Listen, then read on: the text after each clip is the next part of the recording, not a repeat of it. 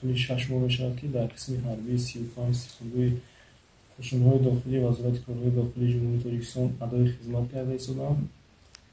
من همچون حقوقشناس گفتنی هستم که حفظ وطن، حمایت منفعت‌های دولتی، تحکیم استقلالیت، امنیت و اقتدار مدافعی آن وظیفه هر یک شخص می‌باشد. یعنی که وظیفه کانستیتوسیونی ما جوانان این حمایت این مرزبون، امنیت آن، آرامی جامعه تامین کردن می‌باشد. برای اجرای این قرض شهروندی خود هر یک جوان باید به خدمت حربی آمده ادای خدمت بکند.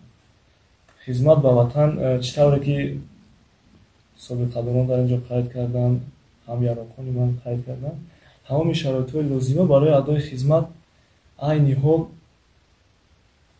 تامین می‌باشد. یعنی که گذشته سال‌هایی که سرباز در داخل در بناهای ویرانه زندگی میکرد یا اینکه از خورد و خوراک تنگسی میکشید، این همه نارسایی ها گذشت. با دستگیری و سیاست خردمندانه صدر معظم ملت همه روزهای مشکلی گذشت.